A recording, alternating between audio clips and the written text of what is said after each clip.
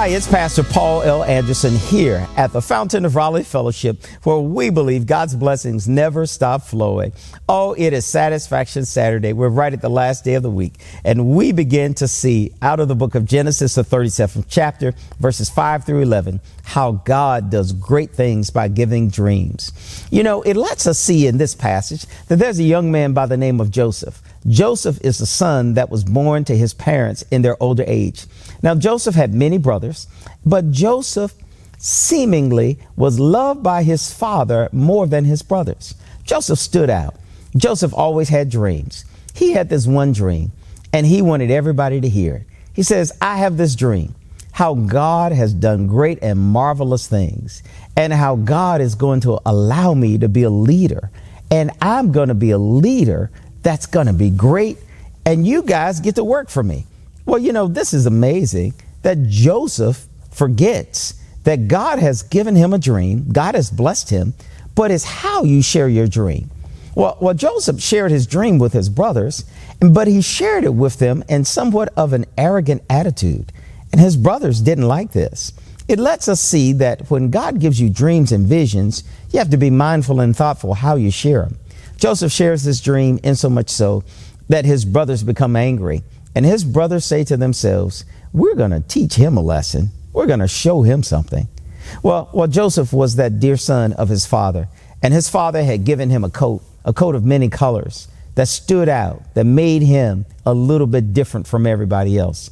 And for that reason, his brothers became jealous. His brothers didn't like it.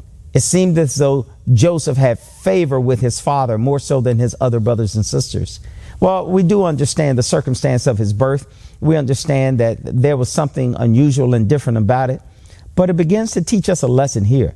The lesson that I believe it teaches us, that God gives us dreams. He gives us visions. He gives us aspirations. But we have to be thoughtful and intentional on how we share those. Joseph shared his dreams with his brothers. His dreams that he thought would bring great joy to everybody didn't bring them all great joy, because his dream, as he saw it, belittled his brothers, and he didn't even realize it. You know, sometimes you and I can get caught up in what we believe God is going to do and how God is going to do it, that we hurt people in the midst of it. But this story begins to unfold, and it shows us something very different. And it begins to teach us some lessons about how we should not think of ourselves more highly than we ought to think. Yeah, it's true that God has blessed Joseph. It's true that God has given him great things, but it's how Joseph tells the story.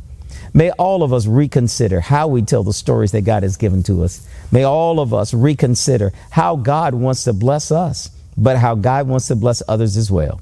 Always know people's thoughts, people's feelings have to be taken seriously. So let's make sure that we include them in the dream that God has for us all, because God has enough room for all of us to be blessed and to be a blessing. May God bless you. May heaven smile upon you. And I'll look forward to sharing with you again on tomorrow. To sow a seed to the Fountain of Raleigh Fellowship, visit our newly redesigned website, thefountainofraleigh.org, and select Sow a Seed from the homepage. Also, giving has been made easier with the new Fountain of Raleigh app, available now in the Apple App Store and Google Play Store. Download today, select Giving from the main menu, and then follow the directions to complete your giving through Subsplash. Thank you so very much for all of your gifts and donations that you've given to the Fountain of Raleigh Fellowship. We thank you for what you've done in the past, what you're currently doing, and what you will do in the future. Your gifts and donations helps us to spread the gospel of Jesus Christ, not only locally, but throughout the world. Thank you again for your gifts, and may God continue to richly bless you. It is here at the Fountain that we believe that we are exceedingly and abundantly blessed, and may you receive those blessings that God has in store for you.